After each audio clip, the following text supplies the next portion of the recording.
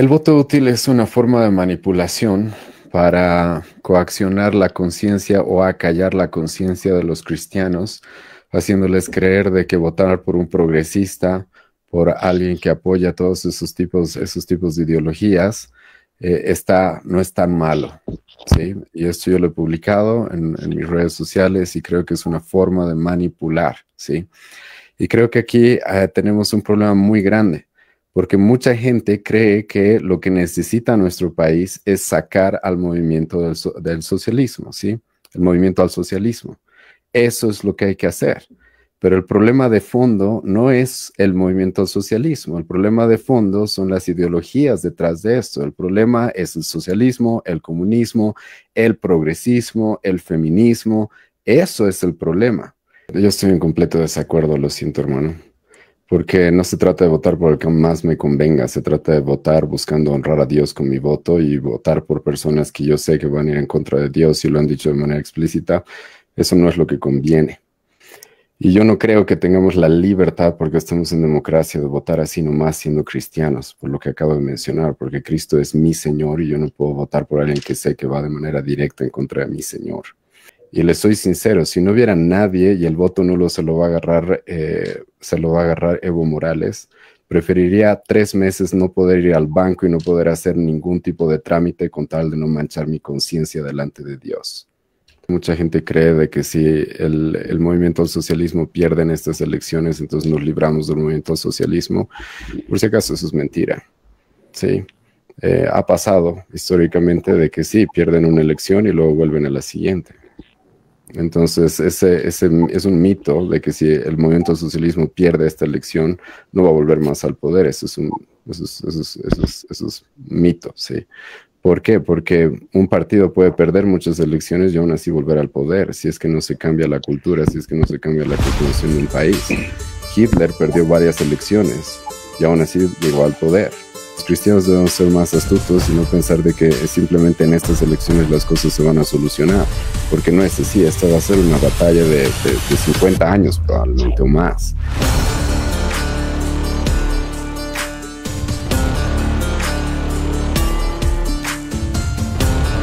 Muy buenas tardes y muy buenas noches a todos nuestros hermanos en la fe. A todos un saludo cordial.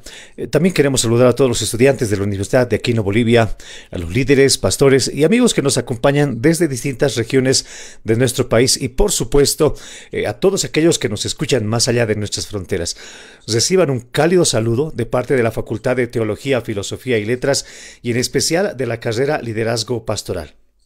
Sean todos ustedes bienvenidos a Solideo Gloria, que en esta oportunidad llega a sus dispositivos con un conversatorio. Mi nombre, soy el pastor Luis Norman, y como siempre los acompañaré moderando este nuestro encuentro académico. En esta ocasión, para poder desarrollar un tema que es realmente necesario, es muy urgente y profundamente importante, ¿no? El tema que nos convoca el día de hoy son las ideologías detrás de los candidatos, lo que todo creyente debe saber antes de votar. Como todos ustedes saben, hermanos, en Bolivia nos estamos preparando para un nuevo proceso de elecciones generales.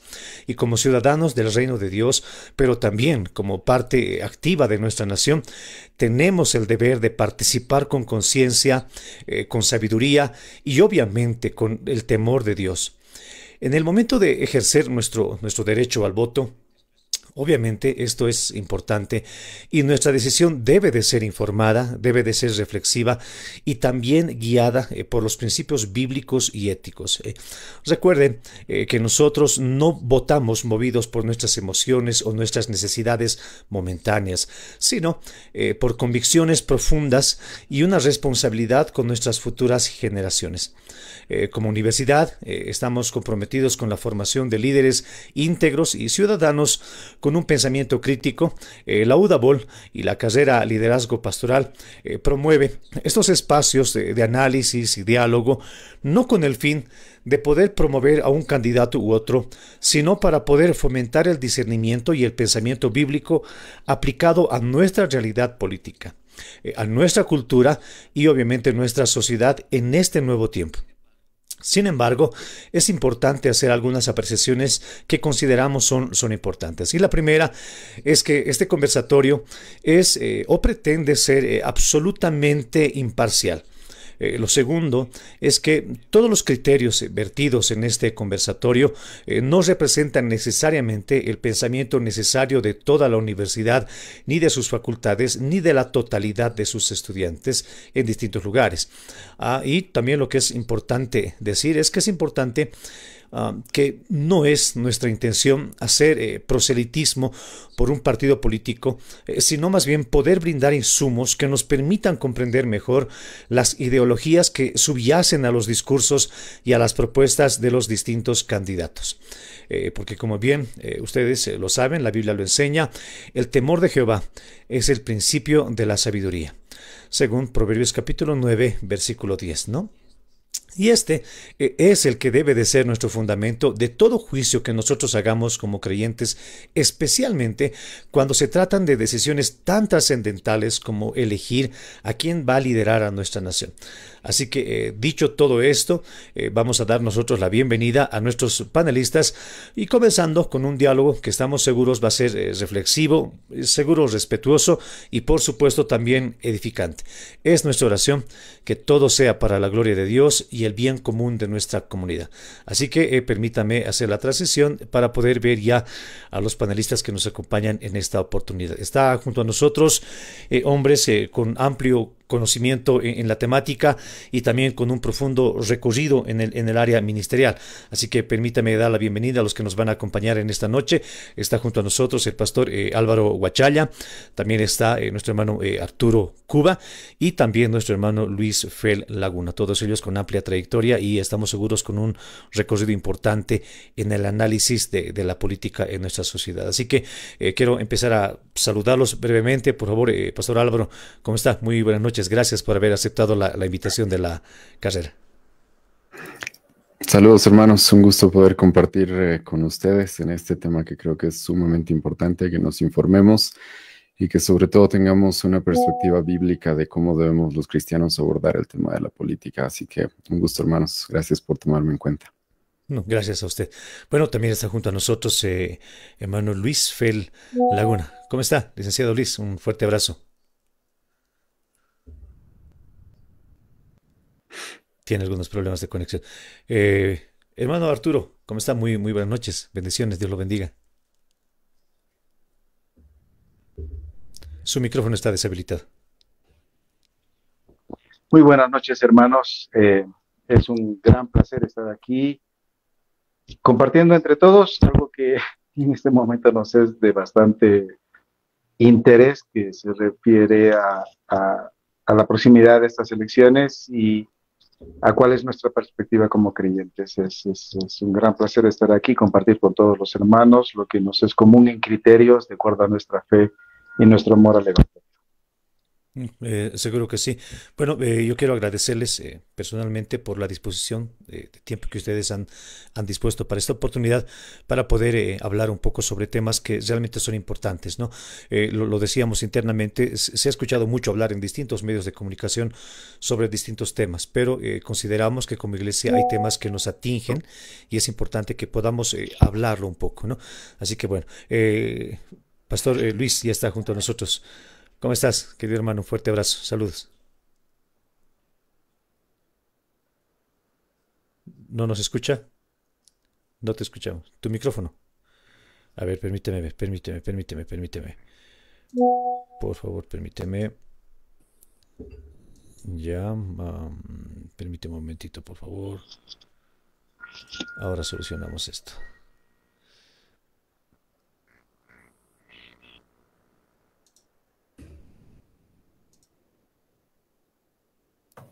Bien, ahora sí, ¿no es cierto? Sí, perfecto. ¿Me escucha, no? Sí, ¿Normal? perfectamente. Sí, sí, Perfecto, lo muy escuchamos. buenas noches a todos. Realmente estamos muy contentos de poder participar en este conversatorio. Me parece muy interesante. Una de mis carreras que terminé es ciencias políticas. Amo hablar de ese tema, pero más combinarlo con mis estudios de teología y de desarrollo ministerial igual. Así que un gusto a todos, un saludo a mis estudiantes, un saludo también a la comunidad que nos está escuchando, a nuestras denominaciones igual. Un abrazo a todos los oyentes. Gracias por la invitación. Bien, muchas gracias a ti. Bueno, sabemos que el tiempo va a ser corto, así que vamos a empezar de lleno con aquellas temáticas que realmente son importantes para nosotros. Bueno, durante todo ese tiempo en elecciones se ha empezado a hablar por sobre todo de una crisis económica, ¿no es cierto? Y puede ser que estas necesidades que aparentemente ahora son visibles, eso es innegable, la falta de hidrocarburos, el incremento a la canasta familiar y a todo lo que nosotros podemos consumir, hace que pareciera que el mayor énfasis que nosotros tenemos o vemos como crisis es una crisis económica, ¿no es cierto? Pero en ese sentido, quizás esta crisis económica pueda nublar nuestro juicio y podamos tener una mala percepción de nuestras verdaderas necesidades, ¿no? Y por eso quiero arrancar con la primera pregunta, si podemos seguir el mismo orden con el que nos hemos saludado, primero Pastor Álvaro, luego Pastor Arturo y luego Pastor Luis, para que podamos responder la pregunta, ¿no? ¿Es la crisis económica, es la primera pregunta, ¿es la crisis económica nuestro mayor desafío como país o estamos frente a una crisis más profunda como es la crisis moral? No sé cuál es su opinión al respecto, Pastor Álvaro. Bueno, hermano, en realidad yo creo que el problema que tenemos es que tenemos una crisis teológica. Ese es el gran conflicto. Porque todas las propuestas, todos los errores que se cometen en el tema económico, social o de justicia provienen de una cosmovisión o de un entendimiento del hombre respecto al Dios que adoran. Entonces, más allá de lo moral, que creo que es igual a lo que manifiesta el Dios que adoramos, el problema que tenemos en nuestro país es una crisis teológica. Y me gusta recalcar cuando hablo de estos temas, de que vamos más de 20 años adorando a la Pachamama como país, supuestamente, sí. Y la Pachamama supuestamente nos va a prosperar, la Pachamama va a cuidarnos, la Pachamama hay que hacerle todos los años ritos y sacrificios y ofrendas. Y bueno, aquí están las consecuencias. Dios en su palabra ha dejado muy claro cuáles son los parámetros y las responsabilidades que el gobierno debe seguir. Y si nos rebelamos contra el Dios que nos ha creado, si nos rebelamos contra el Dios que ha creado las naciones, si nos rebelamos contra el Dios que ha instituido a los gobiernos, entonces es inevitable que las cosas vayan mal. Entonces yo, más que una crisis moral o una crisis económica o una crisis de justicia, que obviamente la tenemos, el fondo de todo esto es que tenemos una crisis teológica. Es que nuestro país en su conjunto, estoy generalizando, obviamente no todos comparten esto, pero nuestro país de manera colectiva adora un Dios falso y sigue un Dios falso. Y entonces el seguir un Dios falso, como el apóstol Pablo nos va a decir, lo único que nos queda es seguir la necedad del hombre, porque creyéndose sabios se hicieron necios. Entonces, los problemas en realidad son teológicos. Mi posición es de que ese es el gran problema que tenemos en nuestro país y las consecuencias que estamos sufriendo ahora son por esto, porque estamos adorando al Dios equivocado, sirviendo al Dios equivocado, sirviendo a un Dios falso, y es de ahí, esa es la raíz de los conflictos que tenemos el día de hoy. Es verdad. Pastor Arturo, ¿la crisis económica puede nublar nuestro juicio? Naturalmente que sí. Bueno, yo creo que Bolivia, estamos celebrando 200 años de independencia y todavía no hemos alcanzado la mayoría de edad, ¿no? Somos un país con una mentalidad, bueno, como país primeramente, ¿no? Todavía completamente inmadura porque somos un país, como dijo el hermano Álvaro, con una crisis teológica. Bolivia es un país donde se practican muchas formas de idolatría. Somos un país animista y casi todas las culturas animistas tienen una baja moral, ¿no? Es caso de la India, caso de países africanos, ¿no? Es importante entender qué entendemos como baja moral o, digamos, una crisis moral. Yo conceptúo la moralidad como una fortaleza que Dios nos ha dado en su imagen y semejanza. y una de las cosas que el enemigo trata de hacer es destruir esa fortaleza. Y se basa en el hecho de que los seres humanos tenemos la capacidad de luchar por nuestras convicciones, ¿no? De ser capaces de valientemente enfrentar situaciones porque estamos convencidos de una verdad. Eso es lo que a la mayoría de los pastores les encanta predicar sobre la exhortación a Josué que dice, mira que te mando que te esfuerces y seas valiente. Eso es una alta moral. Dios está elevando la moral de su pueblo. Bueno, cualquier país que va a enfrentar procesos de desarrollo tiene que tener una alta moral. Pero países que como característicamente practican idolatría y animismo, no tienen alta moral, pues, y esto es completamente destructivo. Obviamente que esta crisis teológica la tiene que resolver la iglesia, porque la iglesia es el agente, digamos, de Dios para transformar la sociedad. Y naturalmente que en Bolivia esta obra todavía no se ha realizado al punto en que transforme nuestra nación y la capacite para procesos de desarrollo. Bolivia es un país subdesarrollado como muchos otros. El concepto moderno del desarrollo se conoce ya hace más de 200 años y a pesar de eso, nosotros no lo podemos articular. Nosotros no podemos articular formas de desarrollo porque requieren que la ciudadanía posea una ética muy particular, una ética muy desarrollada. No importa qué gobierno se presente o qué sistema de gobierno intente practicar, la falla siempre va a estar en los ciudadanos. Los ciudadanos no cumplen con la estatura y esta transformación social solo la puede hacer la iglesia, trayendo el mensaje del evangelio e implantando las verdades bíblicas en todas las áreas que corresponden y elevando la moral del pueblo. Una de esas áreas es la económica, por ejemplo, ¿no? Y muchas otras, o sea, las cosas van desde cosas grandes e importantes hasta cosas pequeñas que pueden parecer solo detalles, pero que son muy importantes. Solamente déjeme darle un ejemplo. Por ejemplo, los bolivianos somos característicamente impuntuales. La impuntualidad es baja moral. Para nosotros es como un chiste social. Pero si usted va a cualquier parte del mundo y encuentra una sociedad desarrollada, los ciudadanos no son impuntuales. La puntualidad es un tema muy serio. Pero si usted va a cualquier país pobre, va a encontrar que la impuntualidad es característico. Porque, aunque parezca mentira, para ser una persona puntual se necesita elevar la moral. Y algunas veces la impuntualidad está presente aún en la iglesia. Entonces hay que cambiar el carácter del creyente, hay que disipularlo y desde ahí disipular la sociedad y elevar la moral. Fíjense, hermano Luis. Perfecto. A ver, como país, realmente es evidente que estamos atravesando una crisis, pero tremenda, hablando en términos económicos, inflación, desempleo, pérdida de inversión. Es terrible lo que está pasando en nuestro país.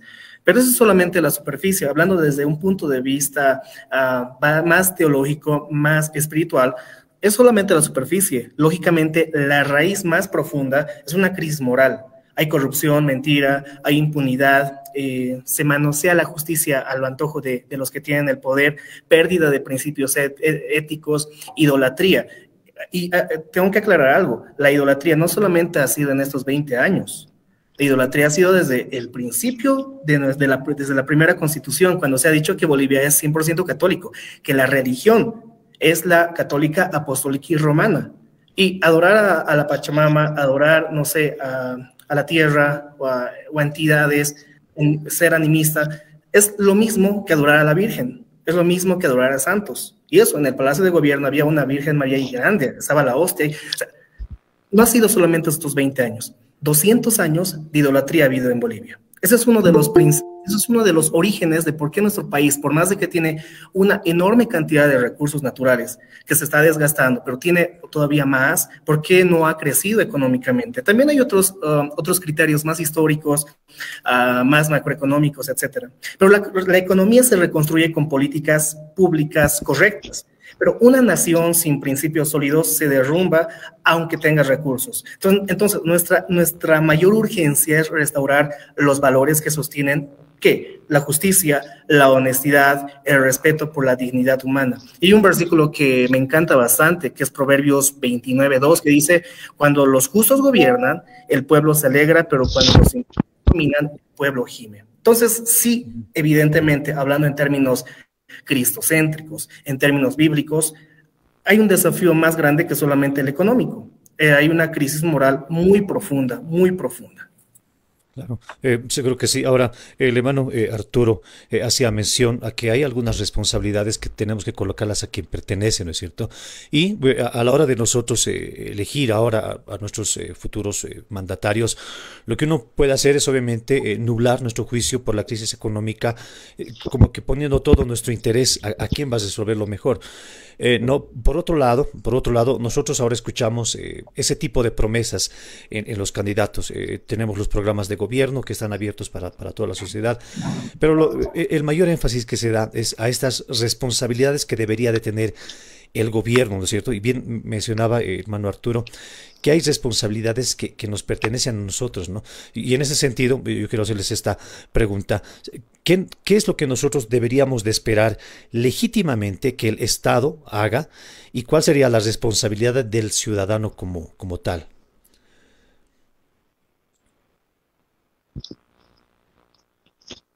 ¿Yo comienzo? Sí, desea, pastor. Bueno, la responsabilidad legítima del Estado tiene que ver específicamente con la justicia. Eso es lo que la Biblia enseña. El Estado tiene una jurisdicción sobre lo que es la seguridad y la justicia. Ahora, lo que debemos definir ahí es de qué es lo justo, ¿sí? Y yo comparto lo que muchos teólogos reformados han enseñado a través de la historia, de que los gobiernos tienen una jurisdicción sobre las dos tablas de la ley, que es los primeros 4 mandamientos y los siguientes 6 mandamientos. Y es aquí donde debemos partir. ¿Por qué? Porque hay muchos cristianos que yo sé que lo que están buscando es un candidato pro vida, que vaya en contra del progresismo, en contra del movimiento LGBT, un candidato que tenga este tipo de parámetros conservadores, pero dejan de lado lo más importante, que es Dios. Sí, el respeto y la honra y el servicio a Dios, el servicio a Dios. Uno de los más grandes reformadores que hubo en el 1600 dijo lo siguiente: aquellos gobiernos que ponen la justicia viendo solamente a las personas, en la relación de seres humanos con otros seres humanos, antes de primero honrar a Dios, están poniendo el caballo detrás de la carreta. O sea, están haciendo las cosas al revés y las cosas no van a ir bien.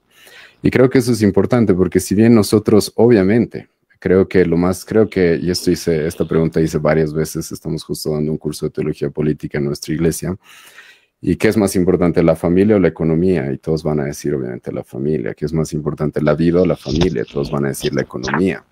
Pero como he mencionado, sí hay una especie de ceguera respecto al tema de que más importante que la familia, incluso la vida, incluso el que le da la dignidad a la familia y a la vida es Dios.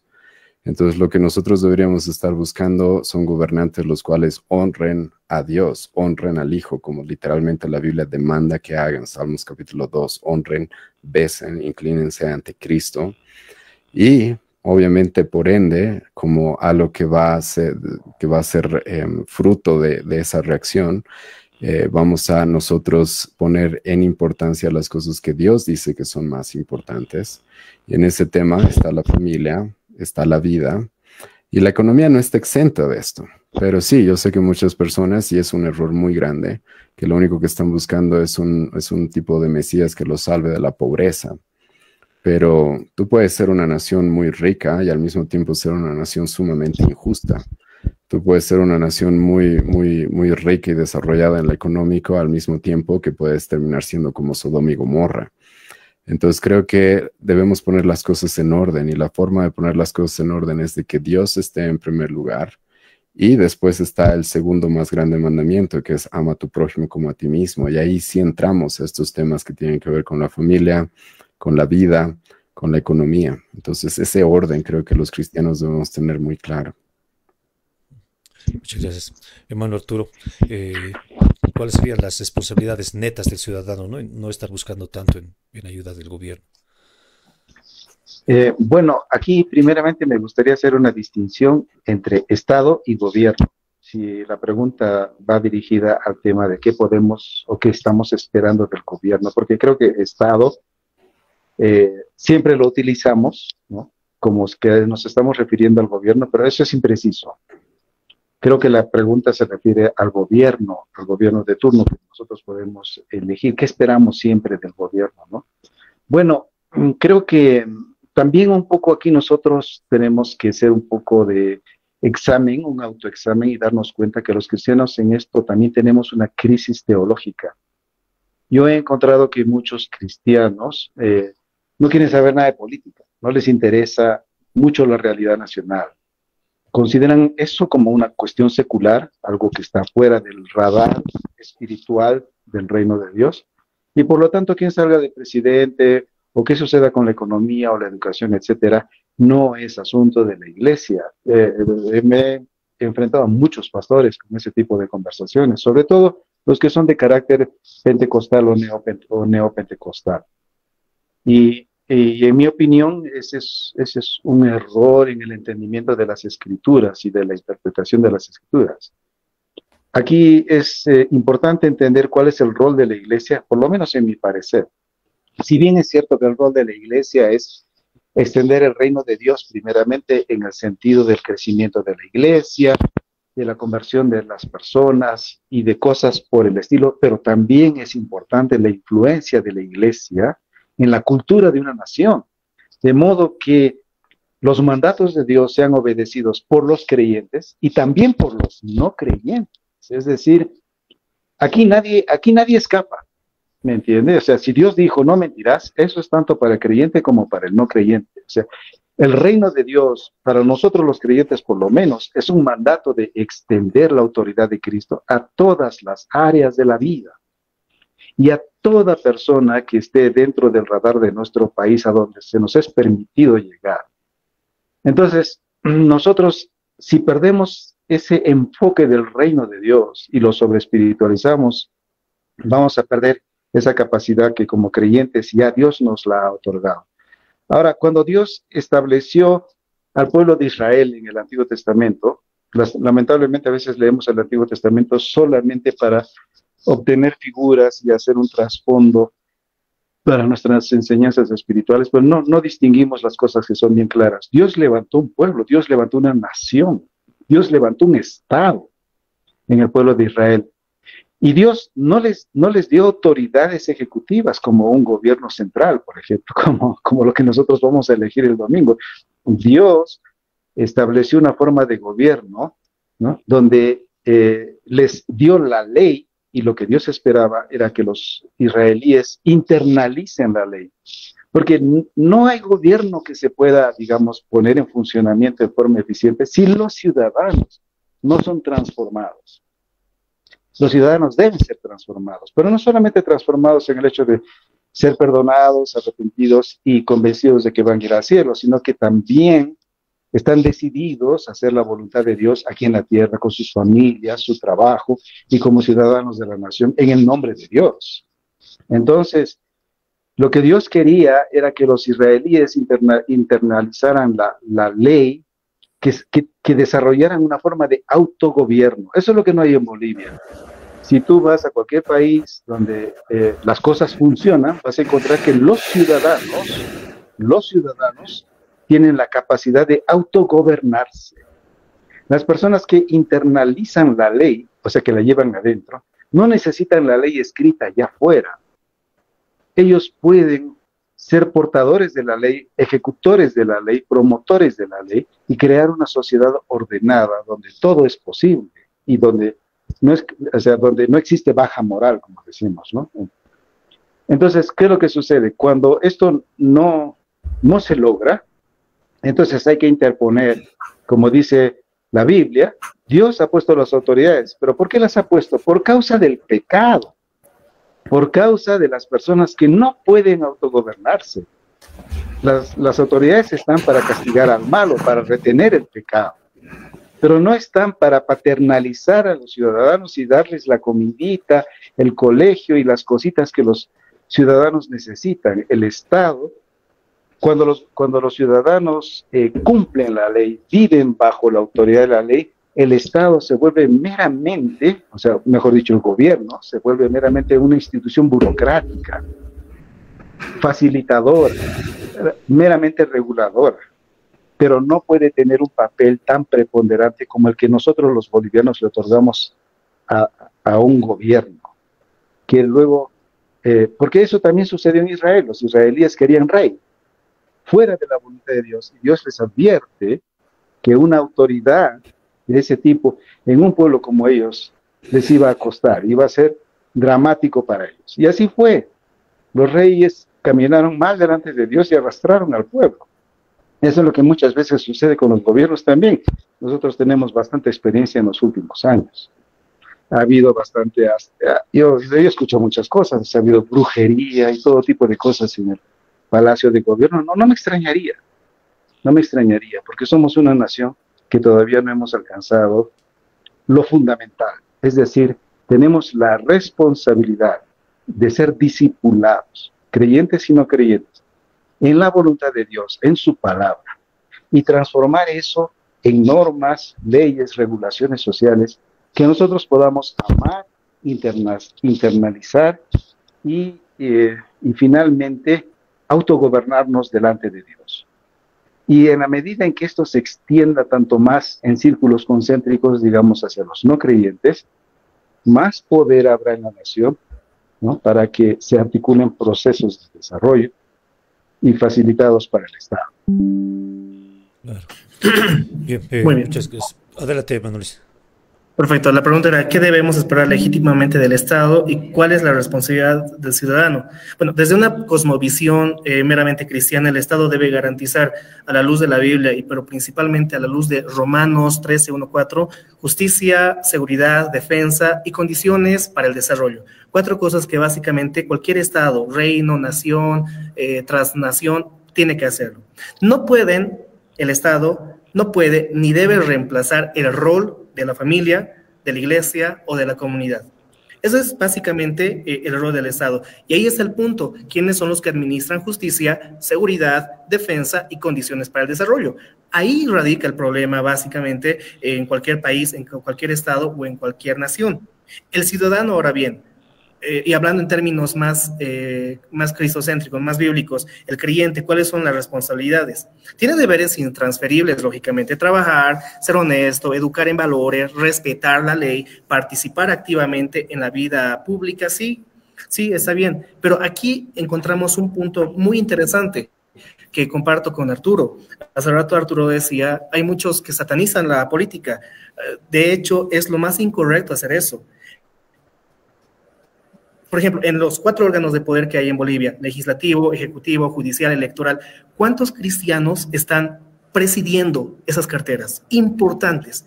De todos los ministros que hay en nuestro país, en el órgano ejecutivo, ¿cuántos son cristianos? ¿Cuántos tienen valores? ¿Cuántos viceministros cristianos hay? ¿Cuántos gerentes, directores ejecutivos, directores generales de las instituciones, entidades y empresas de la administración pública, cuántos son cristianos? Creo que nadie, tal vez uno, creo que hay uno, más, no sé de otros. De todos los miembros del Tribunal Supremo Electoral, ¿cuántos son creyentes así, con principios bíblicos? Creo que ninguno. De los miembros magistrados del Tribunal Supremo de Justicia, Tribunal Constitucional Plurinacional, Consejo de la Magistratura, Tribunal Agroambiental, quienes ponen a los jueces, quienes ponen al TCD, etcétera, etcétera, ¿cuántos son cristianos? Creo que nadie. ¿Por qué? Porque la iglesia, porque los cristianos no se meten en política. Terrible error. Es uno de los errores mayúsculos que lo estamos arrastrando ya décadas y se sigue arrastrando. En esas elecciones, ¿cuántos de los candidatos presidenciales, candidatos al órgano legislativo, a la asamblea legislativa? No hay muchos. Creo que son muy escasos. Entonces, es una responsabilidad del cristiano, del creyente, el poder participar de alguna manera en la vida política. Está bien. No digo específicamente pastores. No digo específicamente pastores, digo creyentes, hombres y mujeres maduros en la fe. Es responsabilidad poder acercarnos, a poder influir, incidir.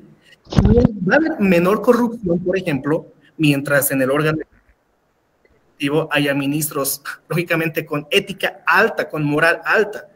No satanicemos el participar en la política.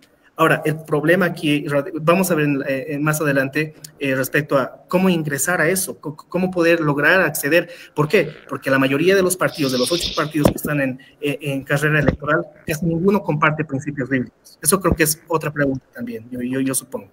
Hasta ahí podría concluir esa pregunta de las responsabilidades del ciudadano y las responsabilidades del Estado. Claro. Bueno, pasa que durante este último tiempo como que hemos estado acostumbrados a recibir todo del gobierno, ¿no es cierto? Se habla de muchos bonos, se habla de mucha ayuda social, como que eventualmente el ciudadano se vuelve dependiente del Estado en esos aspectos, ¿no? Ahora, obviamente, pareciera que las promesas que los candidatos hicieran se enmarcan en ese sentido, ¿no? En ver cuánto van a seguir dando, si se van a quitar algunos bonos o no. Y generalmente a las personas no les interesa lo que está detrás de esos ofrecimientos, ¿no? Vale decir, las ideologías, ¿no? Ahora, en ese sentido, los creyentes también pueden dejarse llevar, ¿no es cierto?, por el carisma personal de las personas, por las frases atractivas de los candidatos, por las promesas inmediatas, sin considerar que cada propuesta política responde a una cosmovisión, ¿no? Las ideas sobre la verdad, sobre el ser humano, la moral, la familia, el rol del Estado, y conocer estas ideologías nos van a permitir un poco encontrar el norte de qué país es el que se quiere formar, ¿no es cierto? Entonces, hermano Arturo, en ese sentido mi pregunta va para usted primero. ¿Por qué es importante? ¿Por qué es importante que los cristianos conozcan las ideologías políticas en este contexto electoral? Bueno, yo pienso que hay que todavía agregarle más a esa pregunta.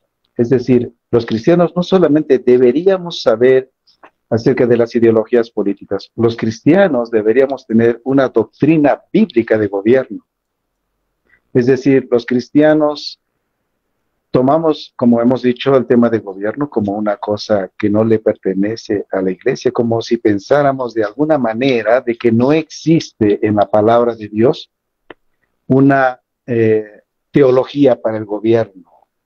Eso es muy errado, eso es muy errado. Y no es así. Históricamente eso se puede comprobar. Por ejemplo, la mayoría de los evangélicos consideramos que el origen de nuestra tradición evangélica viene de la Reforma Protestante de Europa, pero cuando miramos la Reforma Protestante de Europa, solo recogemos cosas que son bastante superficiales, ¿no? Es decir, la consagración de las sola escritura, sola fide, las solas de la Reforma, o como que también la Reforma nos dio a nosotros libertad para creer en la fe, en Cristo libremente, sin la intervención del gobierno. Bueno, pero son cosas relativamente superficiales. Lo que la gente no entiende es que la Reforma Protestante fue un evento de transformación espiritual, social, política y religiosa. O sea, la Reforma fue el evento histórico de Europa,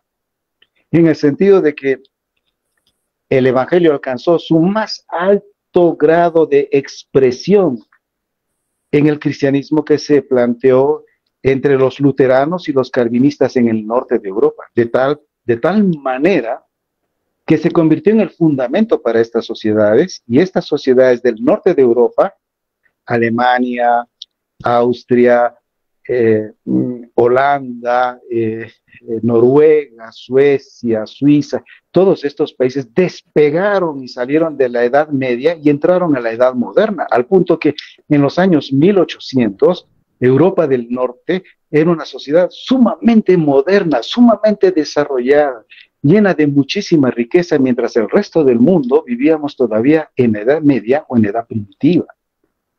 ¿Qué produjo esta transformación? Max Weber lo explica con mucha claridad y dice, fue la ética de los protestantes. Ellos transformaron Europa, no como dice Marx, que fue un proceso evolutivo y tantas cosas que había que pasar de una etapa a otra etapa de formas productivas, etcétera. Esos son puros cuentos. Fue la ética de los protestantes. Entonces, ¿qué es lo que sucede? Los protestantes entendieron que el evangelio traía un paquete completo para el desarrollo de la vida, para la transformación, no solamente para las cosas espirituales. Traían, por ejemplo, en la Biblia de Ginebra de Juan Calvino, tenían anotaciones al lado, así como en la Biblia de Scofield, que tiene sus anotaciones, traían anotaciones y todas estaban relacionadas a a cuestiones de gobierno y de política. Los reformadores estuvieron muy preocupados por el tema de la política y de la transformación social. Y esto fue transformador, fue impactante. Y hasta el día de hoy esas naciones, aunque ya no son cristianos en su gran mayoría, todavía preservan, ¿no? Preservan el orden que se estableció en aquel tiempo. Entonces, los cristianos no solamente debemos mirar con curiosidad a ver qué me ofrece este, qué me ofrece aquel, sino que nosotros mismos deberíamos estar cargados de una propuesta y poder discernir qué partido realmente se acerca al modelo bíblico, por decirlo así, y que otro tiene que ser hasta denunciado si es necesario por traer cosas que son antagónicas al reino de Dios. Entonces, es muy importante. Los cristianos que ignoramos sobre política en el siglo XX somos una excepción histórica, Esto no ha sido común en el pasado.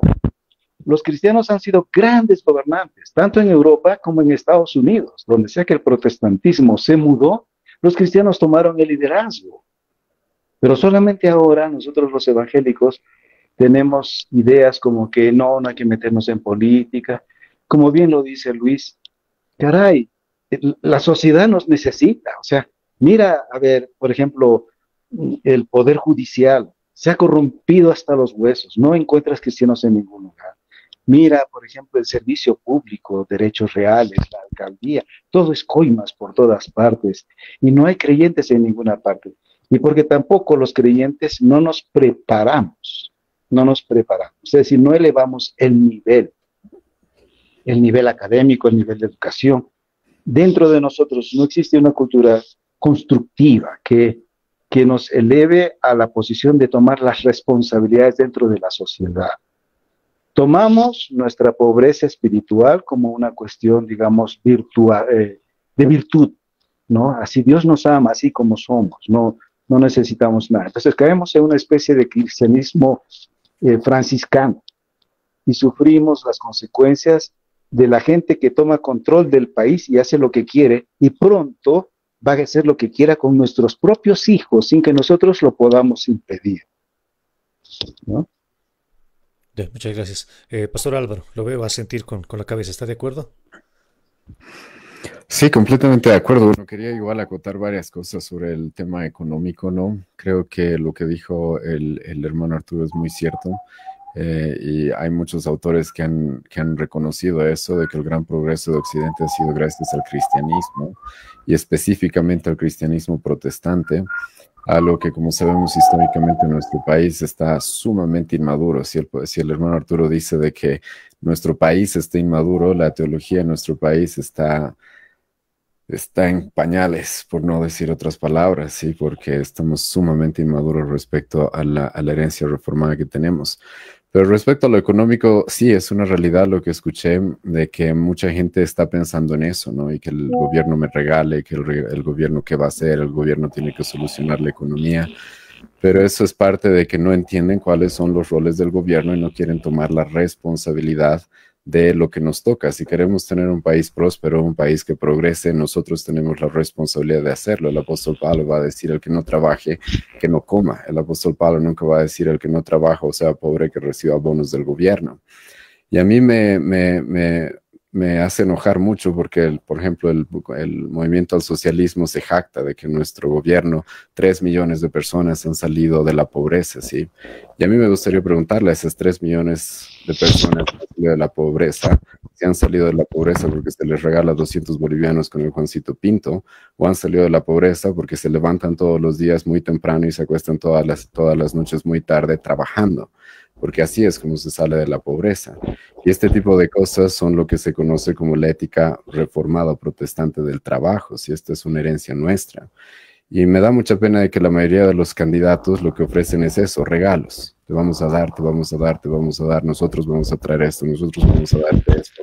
Candidatos supuestamente de derecha, supuestamente, y lo digo en serio, supuestamente y entre comillas, porque no son realmente de derecha, que se hacen pasar por supuestos liberales incluso, pero que te andan diciendo, vamos a subir la renta de esto, vamos a subir los bonos de esto, y lo único que quieren hacer es una sociedad dependiente, cuando, como he mencionado, pero una vez más lo repito, si queremos prosperar necesitamos trabajar y que los ciudadanos se hagan responsables. Y un gobernante que tomara en cuenta esto, lo que le diría a los ciudadanos es vamos a darles las condiciones, como dijo el mismo Luis, para que trabajen, para que generen recursos, ¿sí? Y si vamos a ser un país próspero, pues que sea responsabilidad de cada individuo, de cada familia. Respecto a lo de la iglesia, yo creo que comparto lo que dice el hermano Arturo de que hay muchos, no se ven muchos cristianos en el área pública, en el gobierno, a veces porque simplemente no se hacen notar como cristianos, ¿no? Porque son cristianos anónimos, pero yo sí conozco de que hay cristianos en esas áreas, en diferentes áreas del gobierno. El problema es de que son cristianos que son muchas veces completamente ignorantes de lo que la Biblia dice sobre la política, ¿no? Y se dejan llevar simplemente por temas, por ejemplo, como la justicia social, por temas que ya hemos mencionado, como los bonos, como el gobierno que va a redistribuir las riquezas. Y como les suena piadoso, como les suena y malinterpretan la escritura creyendo de que es lo correcto, regalar y regalar y regalar, porque eso es ser misericordioso, eso es mostrar gracia, eso es tener realmente preocupación por los pobres, se dejan llevar por este tipo de cosas, incluso siendo cristianos supuestamente, ¿no? Y es porque el rol de la iglesia, como decía el hermano Arturo, se ha limitado a lo que se conoce históricamente como, lo que ha promovido, perdón, es lo que se conoce históricamente como el pietismo. Entonces, lo que importa es de que tú tengas una relación con Dios personal y tú te salves del infierno y ya está. Pero lo que la Biblia reclama, y esto es muy importante que los cristianos entiendan, es de que si Dios nos ha salvado, uno, es para que, no es simplemente para que nos salvemos de quemarnos en el infierno, sino para que le demos la gloria a Dios en todas las áreas de nuestra vida. Es para eso que Dios nos salva, para que le demos la gloria a Dios en cada área de nuestra vida. En el área de la familia, en el área de la sexualidad, si quieren, en el área de la economía, en el área de la política, es para eso que Dios nos salva. Y en segundo lugar, lo que Dios reclama, y esto sí ignoran la mayoría de los cristianos, Dios reclama las naciones. Dios su plan no termina en el individuo, en salvar individuos simplemente para que terminen en el cielo, sino lo que Dios reclama son las naciones. Jesucristo dice literalmente en el Salmo 2, yo le pediré a mi Padre y Él me dará por herencia las naciones. La tierra me pertenece. Bienaventurada la nación cuyo Dios es Jehová, va a decir el Antiguo Testamento. Y en el tema del Nuevo Testamento, por ejemplo, creo que sí, los cristianos deben empezar a evaluar esto, de que cuando Jesucristo nos da la gran comisión, yo creo que hay una mala traducción ahí en la Reina Valera, cuando nos dice, vayan y hagan discípulos en las naciones, porque hay una traducción posible de ese pasaje, la cual dice lo siguiente, discipulen las naciones. No simplemente hagan discípulos a las naciones, sino discipulen las naciones, porque lo que Cristo reclama son las naciones, que los reyes, una vez más, como ya lo he mencionado antes, se postren ante Él y les sirvan. Y eso es lo que muchos cristianos no entienden, no comprenden, y por eso tenemos tan poco impacto probablemente en esas esferas. Seguro. Bueno, yo creo que es importante, bueno, era importante el poder sentar algunas bases para que podamos desarrollar con mayor amplitud el tema que nos congrega en esta sala el día de hoy. Son las ideologías que están escondidas detrás de estos discursos populistas, como muchos lo están mencionando en las redes sociales, ¿no? Y es importante ahora que podamos centralizarnos ya, quizás de manera más central, en los candidatos y en estas propuestas populistas, ¿no es cierto? Entonces, quiero pedir a todas aquellas personas que están ahora, por ejemplo, acá en la sala Meet, con los líderes y estudiantes de la carrera, con las personas que nos están viendo a través de YouTube y Facebook, que hay una importante audiencia, quiero trasladarles las mismas preguntas. Por favor, expresen su pensamiento, qué es lo que ustedes piensan al respecto, siempre y cuando lo hagan con respeto. Por favor, hágalo, manifiéstese, nosotros estaremos encantados de poder leer en algún momento sus comentarios.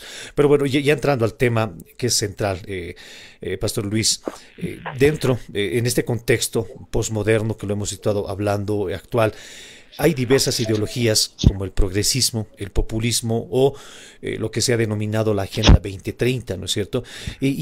Estas ideologías han penetrado profundamente el discurso de muchos políticos.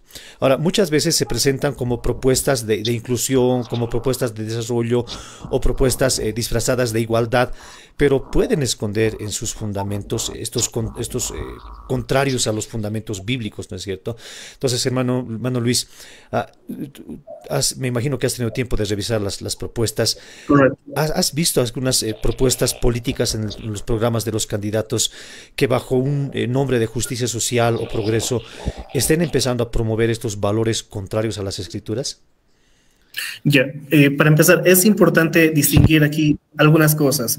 En primer lugar, muchos de los partidos políticos que están actualmente en carrera electoral, lo interesante es que son partidos de izquierda, pero que tienen a candidatos de toda una entidad pero inmensa de derecha, y viceversa. Hay partidos de izquierda que están con candidatos de partidos de derecha con candidatos de izquierda y así y viceversa. Ahora, los partidos también es importante saber y conocer que tienen dueños. Si bien lo que habla el candidato presidencial es una cosa, cada partido político tiene dueños. En tercer lugar, es importante saber qué programa de gobierno está inserto y están proponiendo, porque puede decir un candidato X algo en redes sociales, puede defender algo en una entrevista, pero lo que está en el programa de gobierno es fundamentalmente lo que se va a aplicar, independientemente de quién sea el candidato. Eso es importante reconocer, es algo que se ha visto en Latinoamérica en los últimos 65 años. Por ejemplo, en México había candidatos presidenciales que hablaban a favor del conservadurismo, pero el dueño del partido era 100% institucionalista y de tendencia izquierdista. ¿Qué hacía? El dueño del partido le da línea.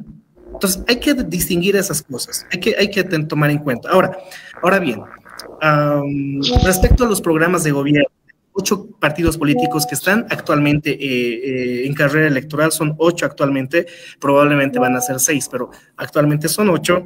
Sí hay unos partidos que propugnan un poco más respecto a la promoción de los movimientos de LGBT, por ejemplo. Pero aclarar, desde ya, entre los 8 programas de gobierno, ninguno es proabortista en su programa de gobierno. He leído, he revisado bien, con serenidad, en su programa de gobierno, en ninguno está promoviendo desde ya algún tipo o algún criterio de ampliar las condiciones de aborto. ¿En Bolivia está el aborto legalizado? Pues claro que sí, hay 2 razones, y eso está en el Código Penal estipulado, hay 2 razones por las cuales existe actualmente y es legal el aborto.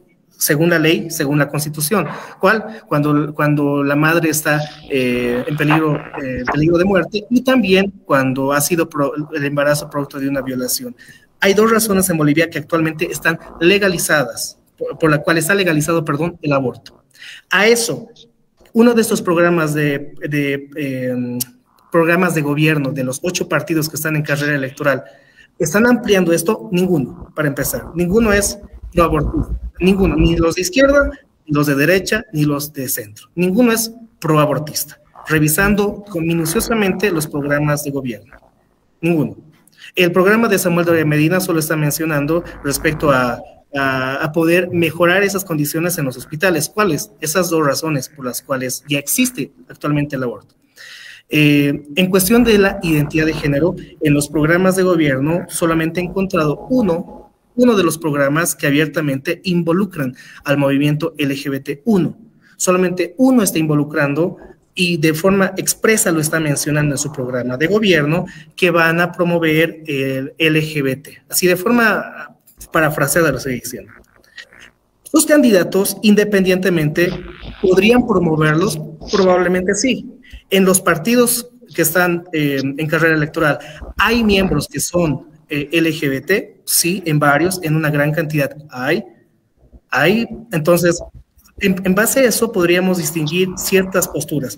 Y respecto para concluir esta intervención, hay solamente un programa de gobierno actualmente que inserta la promoción y la protección de la familia, de la vida, y más con una tendencia más conservadora. El único es el partido de ADN, el único, por el momento, que está en su programa de gobierno. Estoy hablando en su programa de gobierno, ¿ok? Y que tiene un cristiano como representante y como candidato presidencial. O no sé si es así cristiano de tiempo, pero ya, es el único. Los demás partidos, ninguno está promoviendo la defensa de la vida, de la familia, temas conservadores, no. Más están insertos temas económicos, salvataje productivo, razones para poder conciliar la sociedad, temas de avance, temas digitales, entre otros. Eso de forma muy resumida respecto a los programas de gobierno. Ahora, si me preguntaran respecto a lo que los candidatos presidenciales dicen, ahí puedo insertar algunas cosas más. Pero hasta aquí para que puedan participar también Arturo y Álvaro. Claro que sí. Pastor Álvaro, seguramente tuviste tiempo y es más, vi algunas publicaciones al respecto. ¿Hay propuestas similares a estas, disfrazadas? Creo que es bien importante entender esto. Yo comparto lo que dice el pastor Luis respecto a los programas de gobierno y creo que es muy importante tomarlos en cuenta.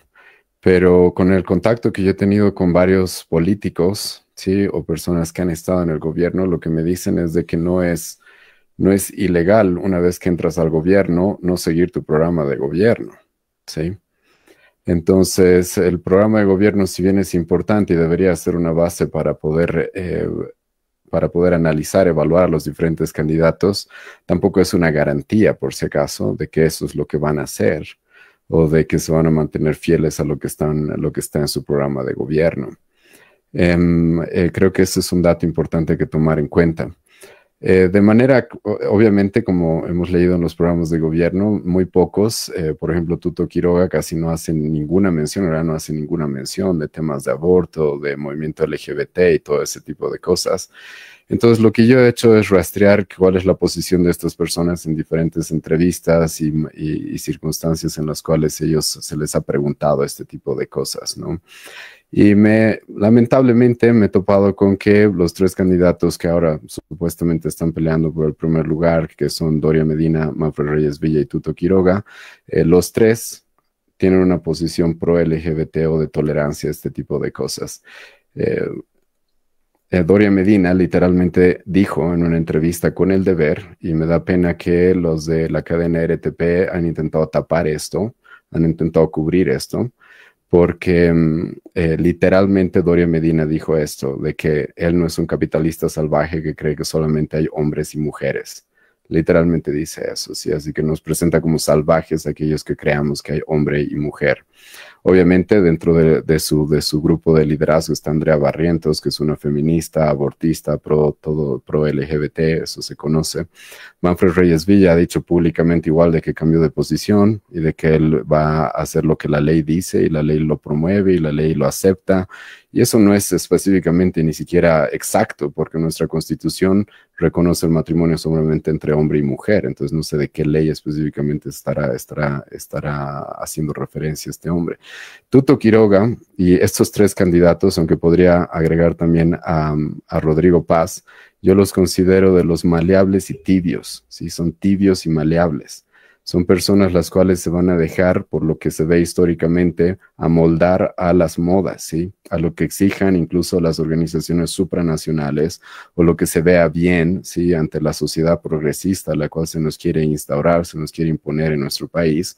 ¿Por qué? Porque Tuto Quiroga ahora obviamente se presenta sumamente ambiguo respecto a estos temas, pero antes, en entrevistas en su anterior postulación, anterior candidatura, él sí dijo de que está dispuesto a respetar y promover y de que hay que mantener los avances que esta comunidad ha hecho, ¿sí?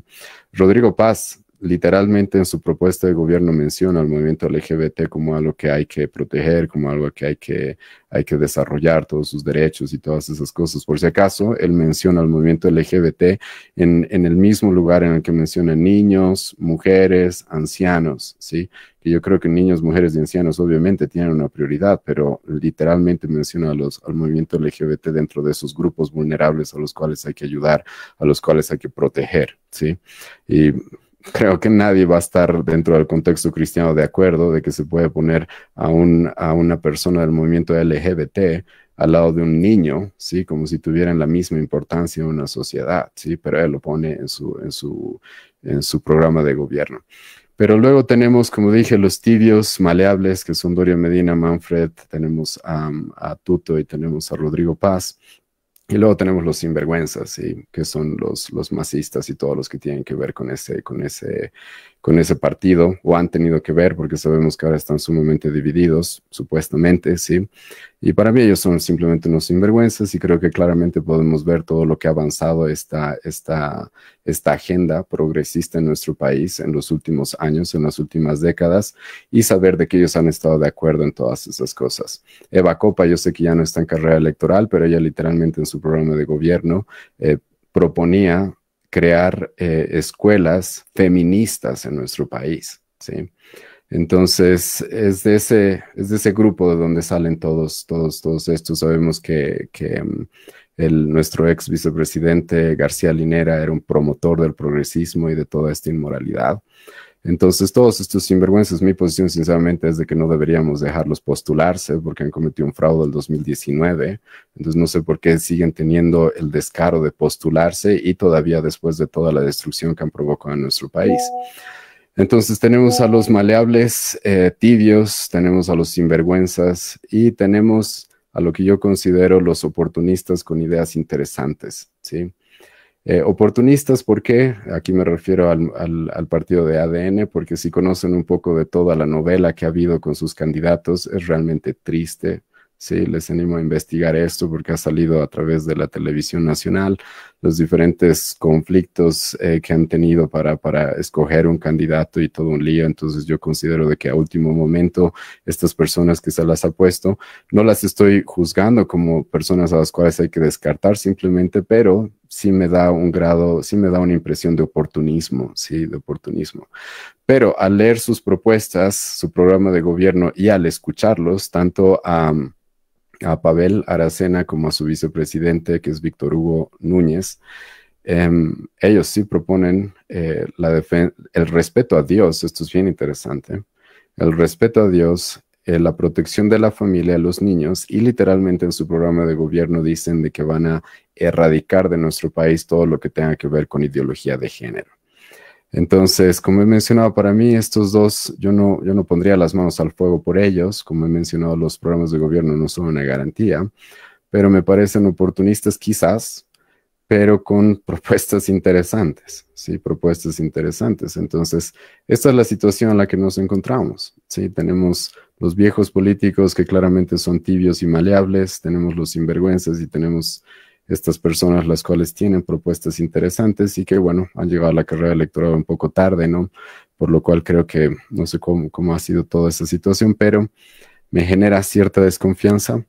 Pero tenemos un partido que claramente está promoviendo lo que nosotros consideramos como una posición conservadora.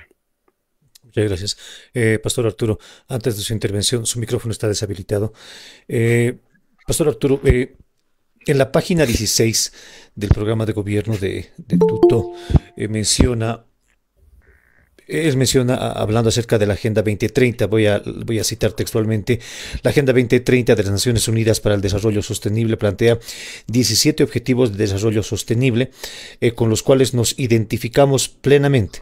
Estos objetivos se traducen en 169 metas, las cuales serán parte del plan operativo de mediano plazo que se elaborará en nuestro gobierno. ¿Qué es lo que piensa al respecto? Bueno, hermano, o sea, le voy a decir una cosa, lo que han dicho el hermano Luis, el hermano Álvaro es muy cierto, pero a esto también hay que ponerle cierta perspectiva. Tenemos en este tema de valores contrarios a nuestra fe cristiana, las escrituras, en los partidos políticos y en la realidad nacional política, tenemos dos cosas. Una, los problemas a corto plazo y los problemas a largo plazo. En primer lugar, los problemas a corto plazo son justamente los partidos políticos que se están presentando para ser, digamos, elegidos en estas elecciones. Todos estos partidos políticos esconden muchas cosas y como bien lo dijo Álvaro, ninguno de ellos es necesariamente responsable de lo que está diciendo en el sentido de que después tenga que cumplir lo que dice. Todos ellos pueden cambiar en cualquier momento y le voy a decir la razón por qué. Detrás de cada cosa hay una filosofía. Detrás de cada cosa. Y en la política, más que en ninguna otra cosa, hay una filosofía. Hoy día en el mundo, o sea, vivimos en un mundo interconectado. Los políticos del momento no están solos, están agobiados por muchas instituciones, por muchas organizaciones, personajes intelectuales, por mucha gente que quiere utilizarlos para implementar sus ideas en Bolivia y en todos los demás países, sus filosofías, ¿no? Nuestros políticos a las finales son solamente agentes momentáneos de filosofías que ya están funcionando en nuestro tiempo. Algunos lo dicen abiertamente, como Doria Medina. Yo le tengo un poco de temor a este punto, porque Doria Medina, por ejemplo, es un empresario. He leído su programa de gobierno, está muy bien elaborado. Se puede distinguir rápidamente que no hay mucho discurso ahí, el hombre la tiene clara, lo tiene preparado, y el pelotón que se va a encargar de implementar estos derechos que a nivel internacional están consagrados para la eutanasia, el aborto, y van a entrar con toda fuerza, y ellos piensan incluso proponer un cambio a nivel de constitución. Ellos no se reservan nada. Doria Medina es o ha sido, creo, presidente de la Internacional Socialista, justamente progresista, que promueven abiertamente estos valores que nosotros llamamos que son fundamentalmente anticristianos. Pero los que no se confiesen de esa forma también están involucrados de una manera u otra, porque Naciones Unidas lidera muchas organizaciones y en todo el mundo trata de liderar el alineamiento y la uniformidad de todos los países a estos valores. Hace unos años estuve en una conferencia, en una reunión con muchos hermanos pastores de Latinoamérica y unos pastores colombianos comentaron cómo en el Pacto por la Paz que hizo el gobierno colombiano con las FARC, se propuso un documento que significaba las condiciones para la paz. Y luego el gobierno abrió un plebiscito para ver si el pueblo aceptaba que el gobierno firmara la paz con las FARC, luego de tantos problemas que ellos tuvieron a lo largo de los años. Y claro, todos los colombianos dijeron, sí, tengamos paz de una vez, pero resulta que a los pocos días antes de que se firmara el acuerdo, se leyeron las condiciones, toditas eran a favor de temas de liberalidad sexual, de aborto, pero escandalosamente. Y uno se podía preguntar y decir, ¿qué tiene que hacer todo esto en un acuerdo de paz? Entonces los pastores, así alarmados, empezaron a llamarse unos a otros a nivel nacional y a decir, tienen que decir a los hermanos que en el plebiscito voten no.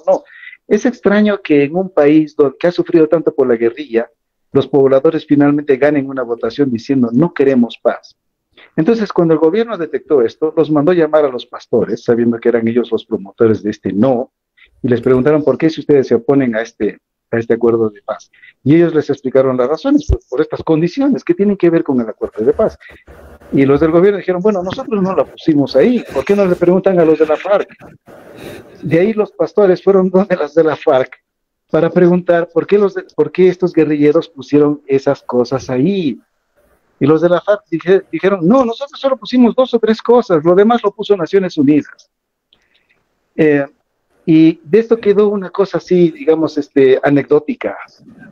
Los pastores dijeron, al final esos colombianos dijeron, hemos confiado en tantos políticos, todos los políticos se han volcado. Uno de ellos era justamente Petro. Y al final dijeron, no nos queda otra alternativa que nosotros mismos entrar en la política de alguna manera, porque este asunto nos va a rebasar. Ahora, eso es a corto plazo. No hay forma de que estos políticos puedan escapar a los tentáculos de todas estas organizaciones a nivel internacional para promover valores anticristianos dentro de nuestro país. A largo plazo, esto también es una guerra cultural. Aunque nosotros nos opongamos a estos valores anticristianos en forma de leyes y cosas así, usted lo ve en televisión, usted los ve, los escucha en la radio. Son modas, son valores que circulan libremente por el Internet. Es decir,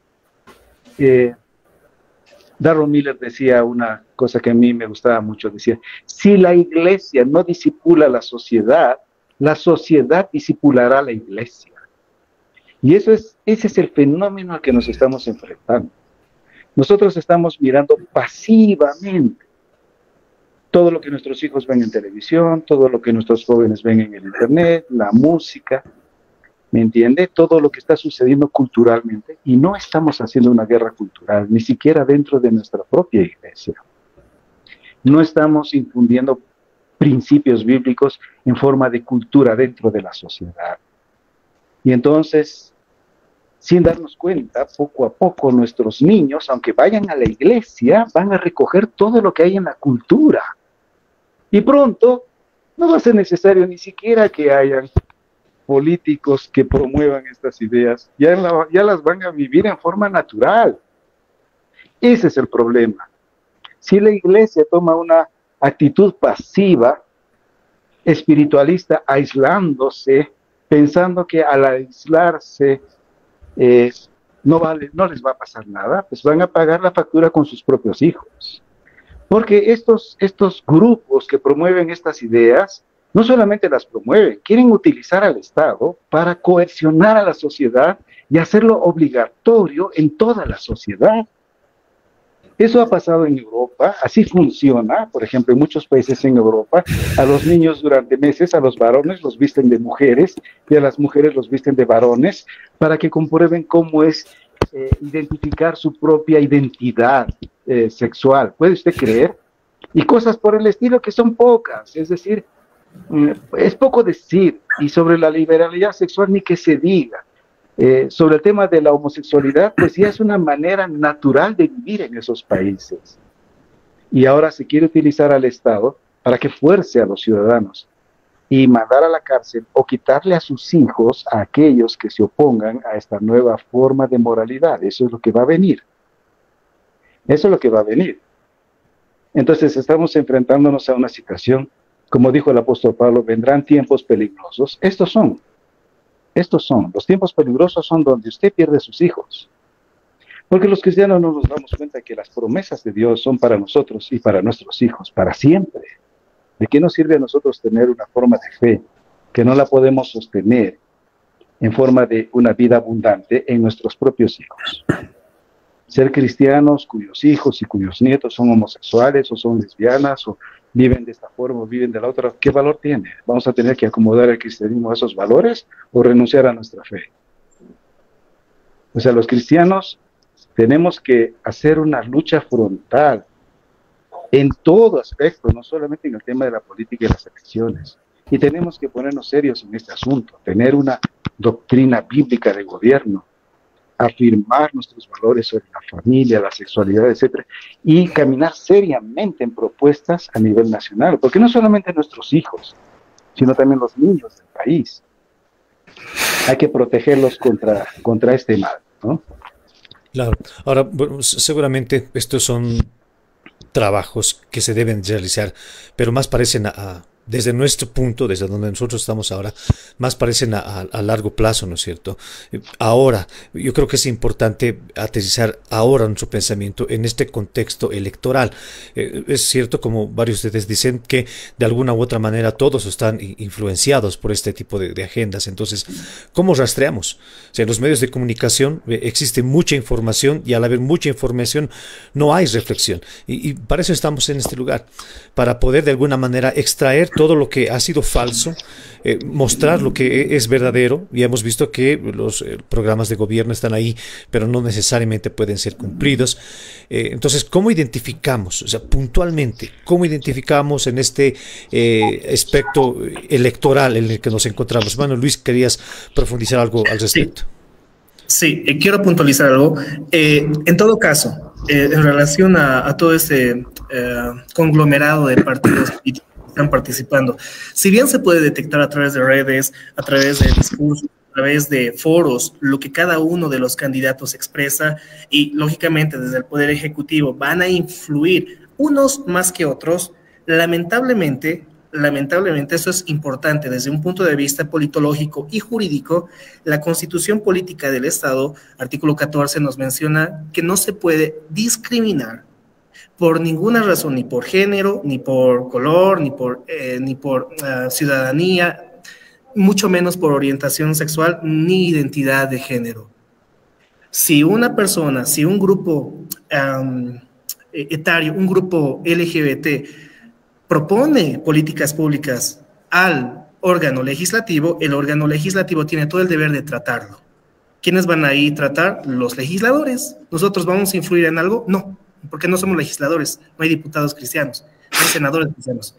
Ya. En segundo lugar, pueden movimientos LGBTs, pueden proponer al gobierno, al Poder Ejecutivo, que puedan elaborar decretos supremos, sí, y el Poder Ejecutivo tiene todo el deber de considerar, de promover y de no, escuchen bien esto, de no discriminar esa propuesta. Entre todos los mandatarios tienen eso, y esta constitucionalmente ya no se puede discriminar. Si yo fuera LGBT, voy al presidente y le mando una carta con todo un proyecto armado, el presidente tiene que tratar, tiene que considerar.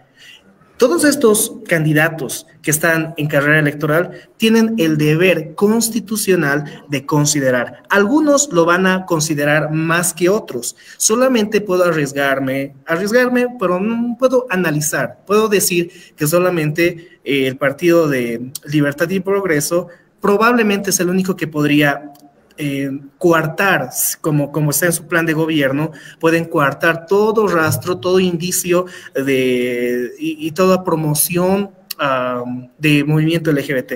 Los demás no creo que lo hagan. ¿En qué les afectaría? ¿En qué le afectaría a Eduardo del Castillo, a Andrónico, a Tuto, a Samuel, a Manfred, a Johnny o a Rodrigo el no considerarlo? No, mejor me va a apoyar, van a decir.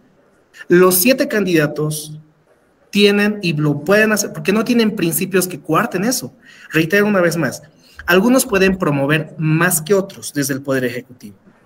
Entonces, tomando en cuenta esto, 7 de los 8 candidatos presidenciales tienen esa facultad, tienen inclusive esa potencialidad, lo diría así, de poder ser parte, de promover, de considerar y de no coartar todo movimiento LGBT, movimientos que puedan solicitar una reforma parcial a la Constitución para un matrimonio igualitario. ¿Dónde se va a tratar eso? En la Asamblea Legislativa.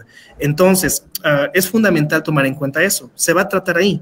El hecho de que exista una gran variedad de partidos, una gran cantidad de legisladores, tanto de diputados uninominales, plurinominales y de senadores que sean de diferentes partidos, de alguna mínima manera ayuda a que no pueda haber un 2/3 fuerte para promoverlo. Entonces, es importante conocer eso. Y en último lugar, decirlo, todos estos partidos, lamentablemente, ninguno tiene, la mayoría y principalmente los que están ganando, no tienen esos principios, si vale el término, ético-cristianos. Si alguien me preguntara, y si yo fuera alguien recontra radical, un cristiano recontra conservador, yo diría, voten nulo, pero no puedo hacer eso. No puedo decirte así, no puedo hacerlo. Más adelante tal vez vamos a sugerir qué podríamos hacer como cristianos respecto a este punto. Reitero una vez más, 7 de los 8 tienen esa posibilidad de poder promover y de no coartar movimiento LGBT, matrimonio igualitario. 8 de los 7. Solo uno está recontra aislado de poder promover todo movimiento LGBT, etcétera, respecto a esto. Gracias, Pastor Álvaro. ¿Cuál es tu opinión? Sí, de manera puntual, ¿cómo deberíamos nosotros rastrear y ver esta filosofía escondida detrás de los candidatos y partidos? Bueno, yo creo que yo ya he sido bastante claro respecto a los candidatos. Como he mencionado, todos los candidatos que estén relacionados con el movimiento al socialismo deben ser completamente descartados por los cristianos. Los otros cuatro candidatos, que son los débiles, tibios o maleables, Paz, Medina, Reyes Villa y Quiroga, claramente es lo que dice el pastor, es muy seguro de que a ellos no les afecta en nada de que esta agenda se avance, ¿sí? Y solamente hay un partido que es del ADN, el cual está proponiendo una visión conservadora del gobierno. Ahora no sé cuán fundamentados estén en eso, por eso repito, yo no voy a poner mis manos al fuego por ellos, pues son los únicos que están haciendo eso, y comparto la idea de que es correcto buscar tener más representación en el Parlamento para cuando se tenga que legislar en nuestro país. Entonces creo que eso es bien importante tomar en cuenta. Entonces, eso sería, yo creo que los candidatos que tenemos ahora es claramente cuál es la idea de país que tienen y cuáles son las influencias que tienen. Entonces, tanto por sus programas como por lo que han dicho públicamente, así que creo que tenemos claro eso. Ahora, una cosa más, ¿cómo rastrear esto? Algunas personas a mí me han dicho, sabes, tienes que tener más cuidado con Tuto Quiroga, por ejemplo, porque la realidad es de que este hombre no habla mucho, sí, del tema, es verdad, y lo he visto en algunas entrevistas intentando como que dar la vuelta al tema, esquivar algunas preguntas y todo eso. Hermanos, sí, cuando alguien tiene convicciones y cuando hay un hombre de convicción, lo va a hablar y lo va a decir públicamente, sí, y va a decir, si un hombre tiene una convicción y una fe verdadera en Dios, lo va a decir, lo va a proclamar, sí, porque la luz no se pone para meterla debajo del colchón, ¿verdad? Entonces, cualquier persona que es débil incluso en esos temas, por más de que por la ambigüedad quiera pasar por alguien que es más conservador o tiene valores cristianos o ese tipo de cosas, no es así, sí. Porque aquel que tiene convicciones fuertes sobre lo que es Dios, sobre la familia, sobre la vida, lo va a decir públicamente. Y va a decir, yo aborrezco el aborto, ¿sí? Y hay que abolir el aborto en nuestro país. Yo creo que la familia es hombre y mujer en el matrimonio, punto, ¿sí? Yo creo que nuestra nación tiene que honrar a Dios. Entonces, y eso lo quiero decir claro, porque como he mencionado el caso de Tuto Quiroga, por ejemplo, sí hay personas las cuales, como el hombre es bastante ambiguo y parece muy letrado y muy conocedor y tiene una buena labia en cierto sentido, como que le dan cierta confianza porque parece un hombre íntegro, ¿sí? Pero un hombre íntegro tiene convicciones profundas y esas convicciones las va a manifestar. Y si no las manifiesta es porque no es íntegro, es porque es un maleable, como he mencionado. Bien, muchas gracias. Bueno, realmente hay mucho que hablar al respecto, pero bueno, consideramos que es importante. También queremos hacer saber que este no va a ser el único programa. Consideramos que la siguiente semana hay temas que van más allá de la ideología. Los temas económicos, temas de salud que tienen que ser analizados desde una perspectiva bíblica. Así que la siguiente semana los invitamos a formar parte del mismo panel y a las personas que nos están escuchando a poder ver una mirada bíblica sobre estas propuestas de Estado o de gobierno que tienen los candidatos. Así que los invitamos la siguiente semana. Pero bueno, quiero tratar este último punto que considero que es uno realmente importante, ¿no? Pastor Arturo, en Bolivia muchos cristianos ahora están enfrentando el dilema de no encontrar un candidato que represente íntegramente todos los valores cristianos. Esto ha abierto el debate a quienes promueven el voto útil, no como una forma estratégica de frenar una opción política que es peligrosa, y hay quienes prefieren votar nulo como una expresión de protesta de inconformidad, ¿no? Sin embargo, en nuestro contexto actual el voto nulo ha alcanzado a ser interpretado por algunos actores políticos, especialmente por el exmandatario Evo Morales, como respaldo popular, tratando de contabilizarlos como parte de su base electoral y puede ser denunciado en foros internacionales, ¿no? Y ante este panorama completo, o sea, ¿cómo debemos evaluar el voto desde nuestra conciencia cristiana? ¿Es prudente votar nulo sabiendo esas posibles consecuencias políticas? Su micrófono. Ahora sí. Bueno, Suena interesante esta pregunta, hermano, porque parecería como que el votar nulo, votar aquí, digamos, tomar el voto como una broma o como una actitud de protesta, no sé, es una facultad que cualquier individuo tiene, especialmente si somos cristianos. Mire usted que Juan Calvino, que fue un reformador, que trabajó mucho en el tema de la política, o sea, la perspectiva del cristianismo en la política. En el tiempo de Juan Calvino, pues, no habían, pues, elecciones, porque lo que habían eran, pues, reyes, nobles. La nobleza era el gobierno de su tiempo. Entonces, cuando apareció el cristianismo protestante, pues el cristianismo protestante empezó a reemplazar a estos nobles y empezó a crear instancias de gobierno civiles basados en fundamentos bíblicos. Y entonces pronto ellos se encontraron en una situación anecdótica en la historia. O sea, por primera vez estas sociedades iban a votar por una autoridad.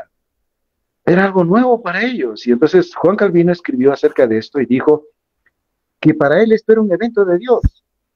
Es un evento en el que Dios nos está otorgando a nosotros los cristianos la oportunidad de que nosotros construyamos una sociedad justa, una sociedad basada en su verdad, donde nosotros tenemos la responsabilidad de elegir, ¿no? Elegir autoridades que sean adecuadas, que sean idóneas, y de evitar a toda costa que estas posiciones de gobiernos no sean tomadas por bribones. Eso es lo que él decía en sus escritos.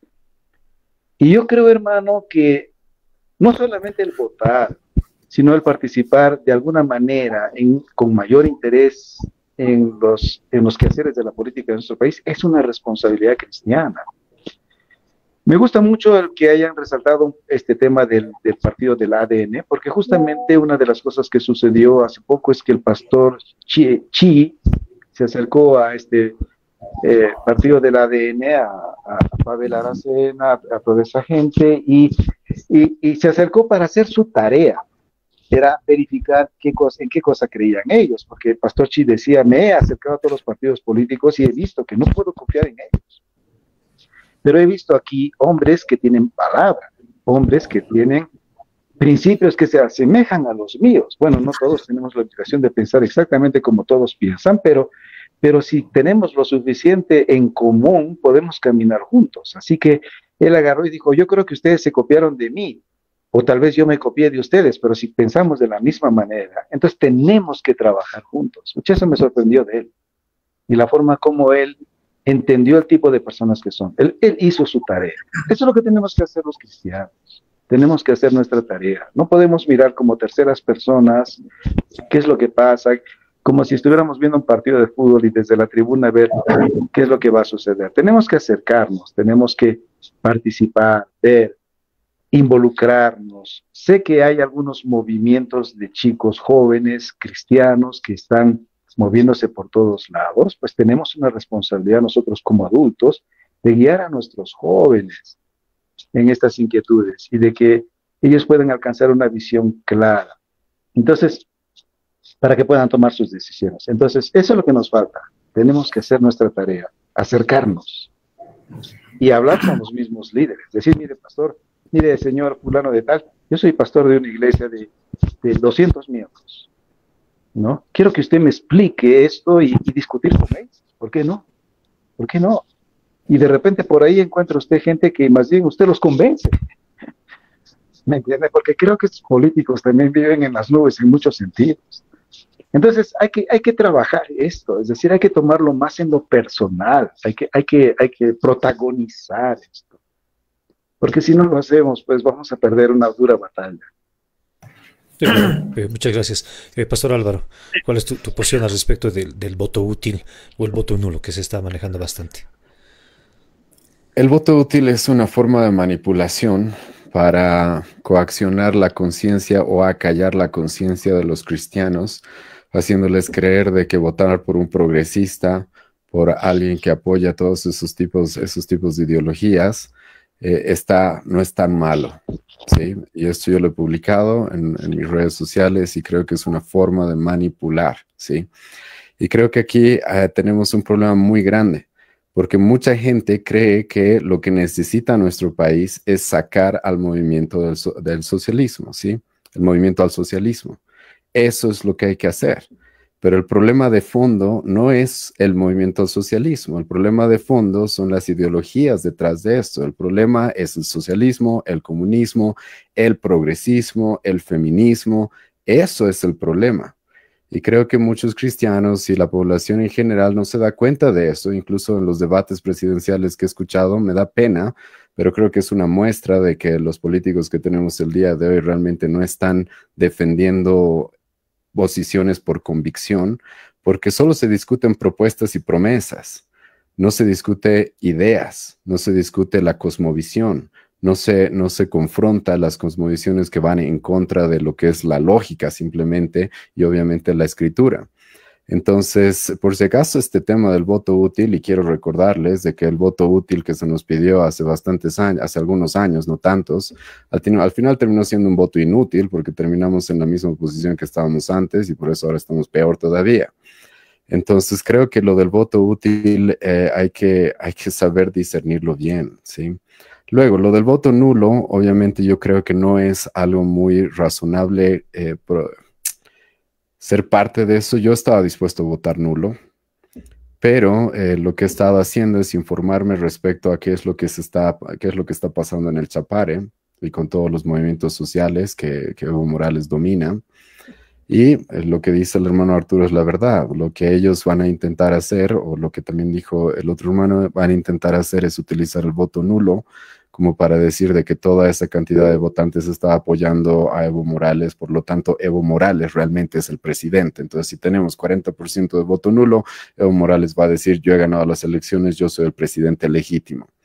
Entonces, creo que ese es un problema, ¿sí? Un problema al que este mismo gobierno nos ha metido. ¿Por qué? Porque no tiene a ese hombre en la cárcel, ¿sí? Debería tenerlo en la cárcel y debería ser ilegal lo que está haciendo, porque lo que está haciendo es manipular las elecciones de todo un país de una manera ilegítima. Entonces, en ese aspecto, yo tampoco soy ingenuo. Creo que votar nulo es un conflicto, pero creo que por la gracia común de Dios en este país, sí hay un partido, el cual, como dije, no es de mi entera confianza, pero por lo menos no voy a tener que intentar acallar mi conciencia para votar por ellos. Entonces, por lo menos hay un partido, esto lo he publicado. Yo estoy dispuesto a votar por cualquier candidato o partido que de manera abierta proponga el respeto a Dios, el respeto a la familia, el respeto a la vida y el libre mercado. Y gracias a Dios, hay un partido que está proponiendo eso. ¿Vayan a cumplirlo? No sé, pero por lo menos eso está en su programa de gobierno y está en sus discursos abiertos ahí para el público. Entonces, y como ya hemos mencionado en la anterior pregunta, creo que también es importante que sepamos que mientras más representación de diferentes puntos, de diferentes cosmovisiones haya en la asamblea que vamos a tener en el siguiente gobierno, mejor, ¿sí? Yo no estaría tranquilo con que Tuto Quiroga tenga los 2/3 o con que Dorio Medina o Manfred Reyes Villa. Entonces creo que mejor es que haya más diversidad en eso y que entren personas que por lo menos están presentándose como conservadoras de manera abierta. Entonces, por el momento, como he mencionado, el voto nulo o blanco ya no es una opción por el tema de Evo Morales. El voto útil para mí, hay que saber realmente qué es un voto útil, porque para mí no va a ser un voto útil algo que me haga ir en contra de mi conciencia y en contra de los valores cristianos que tengo. Yo no creo que ese sea un voto útil. Entonces, pero gracias a Dios tenemos una opción más. No sé cómo surgió esto, sinceramente, a último momento casi. Y creo que eso es lo que yo personalmente voy a hacer. Voy a votar por el candidato que se alinee lo más cercano a lo que la palabra de Dios dice. Y por la gracia de Dios creo que tenemos por lo menos un candidato, un partido que esté haciendo eso. Muchas gracias, Pastor Albert. Pastor Luis. Sí, tal vez un spoiler les doy, adelantándome hasta noviembre. Al final igual vamos a tener que elegir entre Samuel o Tuto, o entre Tuto y Andrónico, o entre Samuel y Andrónico. Al final, igual, eso es un spoiler que les doy. Pero también haciendo un recuento, el 2019, yo aprecio al Dr. Chi, yo lo conozco al Dr. Chi, pero si no hubiera habido Dr. Chi el 2019, hubiera habido segunda vuelta. Y en segunda vuelta no ganaba el MAS.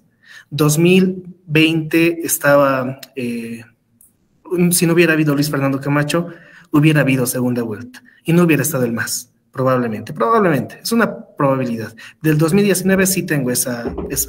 Lo que sí va a lograr, lamentablemente, eso habla en término politológico esto, de forma dentro de la ciencia política, lo que va a pasar con el candidato de ADN, a quien igual me encanta, me fascina, su programa de gobierno es interesante.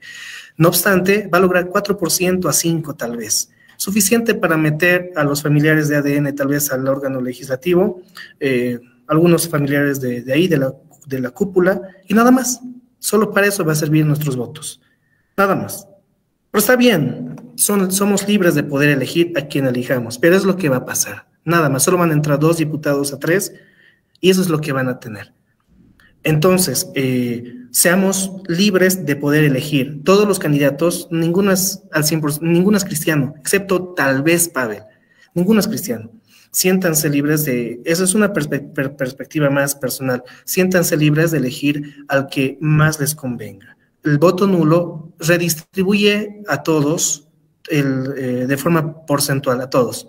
Siéntanse libres de elegir a quien ustedes más convengan, no obstante, tomen en cuenta siempre, como decía Álvaro, quienes no promuevan tanto ideología de género, no hay tanto pro-aborto, no hay pro-abortos, pero como les decía, todos desde los 7 de los 8, no tienen ningún problema con promoverlo, no tienen ningún problema. Entonces, solamente hay uno, pero reitero, el votar por ese uno, que estamos en la libertad de hacerlo, pero solamente va a influir en un 3-4% suficiente para salvar la personería jurídica de ADN y para meter a 3 diputados que tal vez, reitero, son sus familiares del dueño del partido, para nada más. Entonces hay que ser conscientes y votar de manera inteligente, no voto útil. Comparto eso con Álvaro, no hay que hacer voto útil, pero sí votemos de manera muy inteligente en esta elección. Y reitero una vez más, un spoiler, en noviembre vas a votar entre Tuto o Samuel, o entre Tuto y Andrónico, o entre Samuel y Andrónico. Esa va a ser la sin embargo, en esta primera vuelta vas a tener que elegir entre ellos. Claro. Seguramente ahora en esta primera vuelta lo que se va a definir es los diputados y senadores, que también es importante, ¿no? Ahora, hermano Luis, tú haces referencia al mal menor, si no te estoy copiando mal, al mal menor, y esto de alguna manera no atentaría contra nuestros principios. Sí, por ejemplo, de ADN, todos sabemos, yo estudio historia bastante, conocemos la historia de ADN, conocemos quiénes son los representantes al órgano legislativo. No obstante, Pavel me parece un excelente candidato. No obstante, reitero una vez más, el voto que le demos ahí, saben qué es lo que va a pasar con esos votos. Solamente es para elegir 3 o 4 diputados nada más. No va a ganar. No creo que gane. No va a ganar.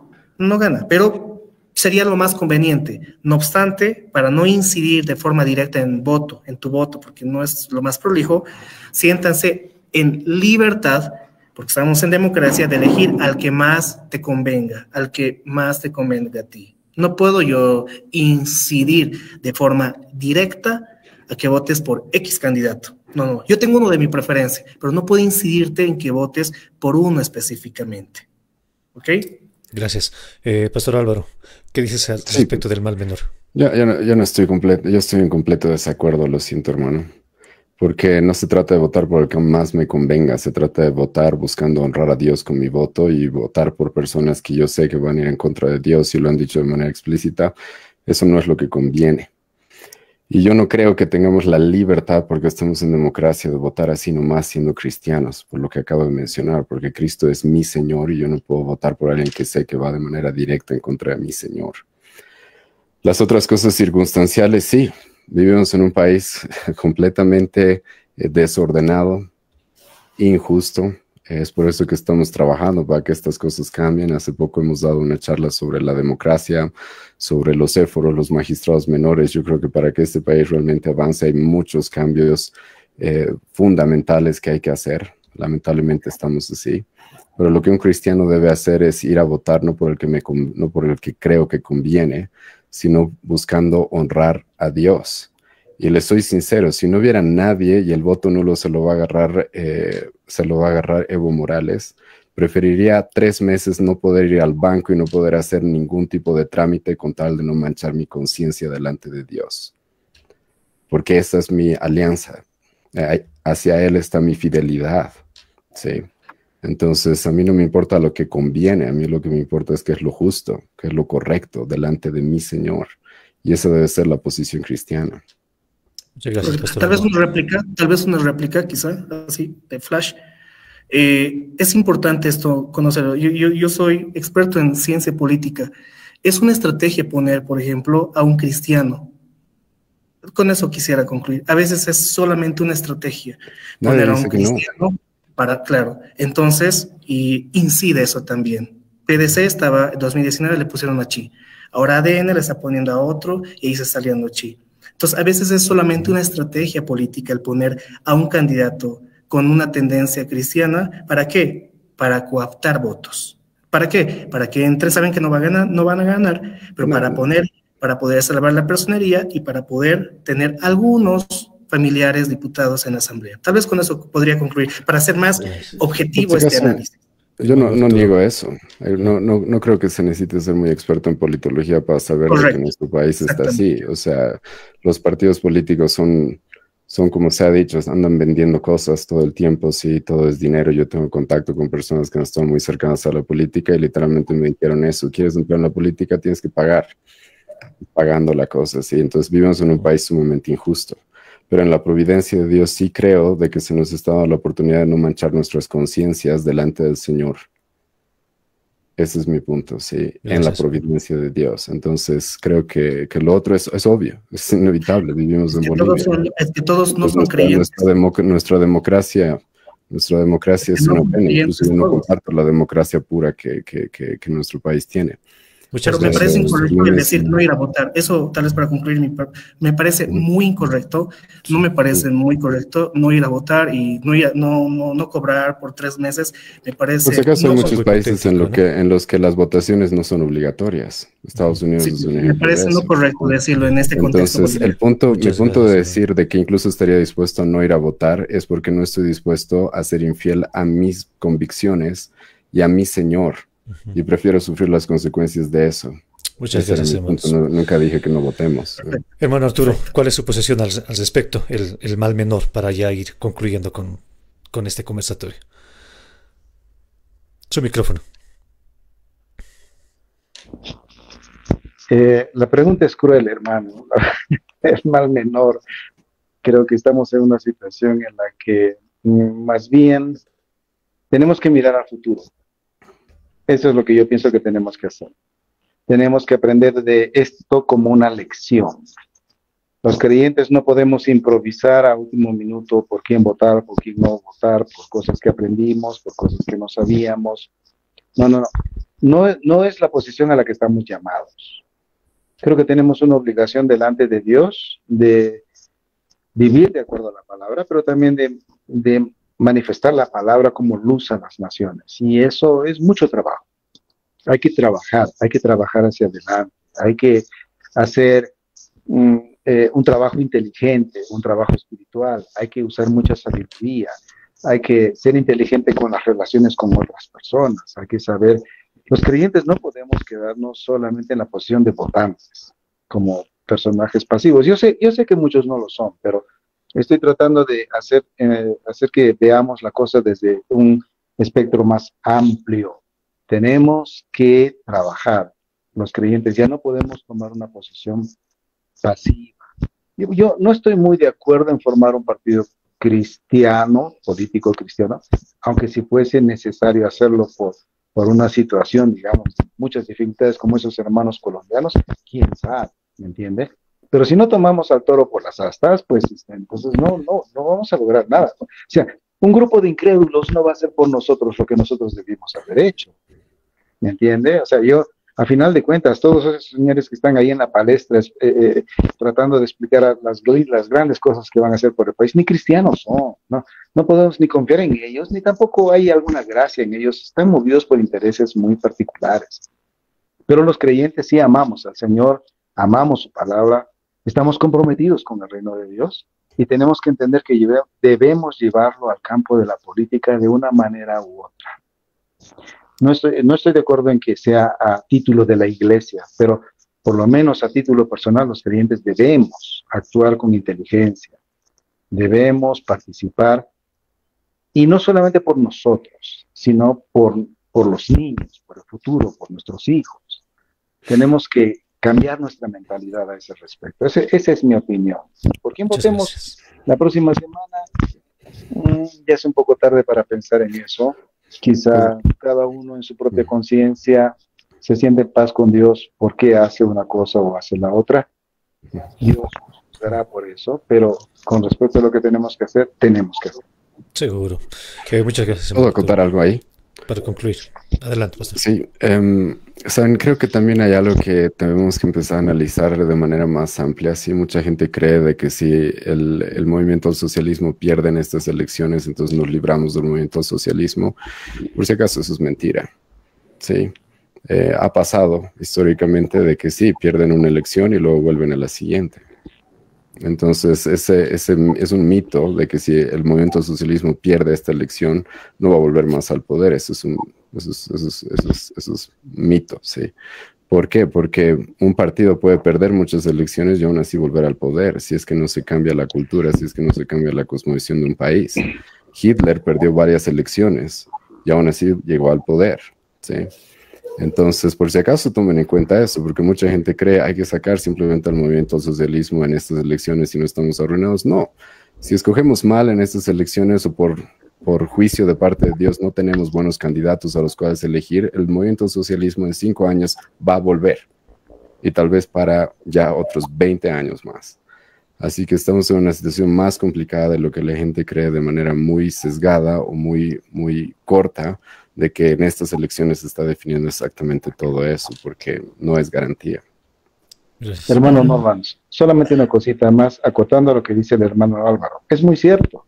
Si ustedes se dan cuenta de la crisis económica en la que nos estamos metiendo, es el país con $0, con gasolina subvencionada, que no hay $1 más para comprar más gasolina, y todas las circunstancias en las que estamos viviendo, este presidente que está saliendo ha hecho la camita, ¿sí?, para una convulsión social que va a tener dimensiones que no podemos pronosticar.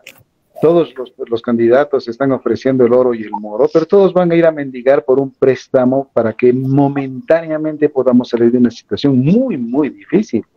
Muy probable que si quien entre fracase en lo que ofrece, haya mucha convulsión social. Imagínense que si en este momento, por ejemplo, la gasolina se deja de subvencionar y entra a precio internacional, vamos a pagar por 15 bolivianos el litro. Eso va a causar un reset en la economía de todas las familias de Bolivia. Y eso va a crear convulsión social. Es decir, lo que ellos quieren es destruir al próximo gobierno que entre para justamente lograr eso. Para que la gente diga, sí, con el Evo estábamos mejor que el socialismo aquí y allá, y van a volver. Estos señores no se van a rendir. No tienen otra cosa que hacer, no saben trabajar. ¿Me entiende? Así que, de cualquier manera, tenemos que, ¿cómo se llama? Entender eso. Muchas gracias. Una cosa más, solo si puedo acotar ahí, hermano, perdón que le corte. Si se dan cuenta, es una gran verdad lo que nos dice el hermano Arturo, de que lo que van a intentar es convulsionar al país de tal forma de que el siguiente gobierno no pueda prosperar o no vayan las cosas bien. Pero por si acaso, también incluso si las cosas mejoraran y fueran mejor, porque la realidad es que con ciertas políticas liberales las cosas de por sí empiezan a mejorar a mediano plazo, lo que vemos ya es de que el movimiento al socialismo ya está empezando a comenzar su campaña para desde aquí a 5 años. Porque literalmente lo que Arce Catacora está diciendo ahora es de que él está dejando las bases para que el país mejore. Entonces, ¿qué creen que va a pasar? Va a llegar un gobierno, va a hacer tal vez algunos cambios correctos, buenos, las cosas van a mejorar un poco e incluso ellos van a intentar atribuirse eso a ellos. ¿Sí? Entonces, por eso mencionaba de que los cristianos debemos ser más astutos y no pensar de que simplemente en estas elecciones las cosas se van a solucionar, porque no es así. Esta va a ser una batalla de 50 años probablemente o más, y tenemos que tomar eso muy en cuenta. Muchas gracias. Pastor Luis, para concluir. Sí, me parece tal vez una alternativa quizá precisa o tal vez más pragmática para más adelante, quizá para el 2030. Sí me parece que tal vez a iniciativas de creyentes, de iglesias saludables, podrían fundar un partido político. Probablemente no se gane, pero sí podría tener incidencia y representación en la Asamblea Legislativa, podrían influir en el órgano ejecutivo, podrían hacer negociado para tener personal dentro del órgano ejecutivo, incluso dentro del órgano judicial más adelante. Es algo pragmático tal vez que podamos considerar. Y para terminar una vez más, escogemos siempre con sabiduría, siempre como decía Arturo, escojamos siempre pensando más en lo de arriba que en lo de abajo. Es muy fundamental. Con eso empezamos este conversatorio y bueno, con eso tal vez para ser más pragmático concluiría. Muchas gracias. Bueno, quiero agradecer a nuestros tres panelistas. Bueno, nos anotician que la siguiente semana empieza el silencio electoral el 15, así que quizás de manera extraordinaria podamos realizar el conversatorio el jueves. Nos vamos a comunicar internamente y si es que es así, lo vamos a promocionar por nuestras redes. Pero de verdad que ha sido realmente enriquecedor el poder conversar con todos ustedes. No es la intención, lo hemos dicho en un inicio, no es la intención nuestra el poder incidir en su pensamiento. Sí, es importante poner ciertos insumos y poder poner muchos aspectos que no se colocan quizás en la mesa, que son importantes a la hora de poder votar. Así que esa ha sido nuestra intención. Sabemos que hay muchos temas por abordar. Nos agrada bastante que se estén manifestando en YouTube y en Facebook también. Háganlo saber. Estamos en un país libre. Así que háganlo saber, nosotros encantados de poder leer sus intervenciones. Así que en la siguiente semana, si el Señor así lo permite, jueves, estaremos transmitiendo nuevamente. Quiero agradecer a todos los panelistas, hermano Arturo Cuba, muchas gracias, hermano Luis Laguna también, hermano Álvaro Guachalla también, a todos ustedes, gracias por habernos nutrido de pensamientos enriquecedores. Así que nos despedimos, si el Señor así lo permite, la siguiente semana estamos junto a todos ustedes. Permíteme enviar un saludo a todos, bendiciones para todos, saludos. Bendiciones.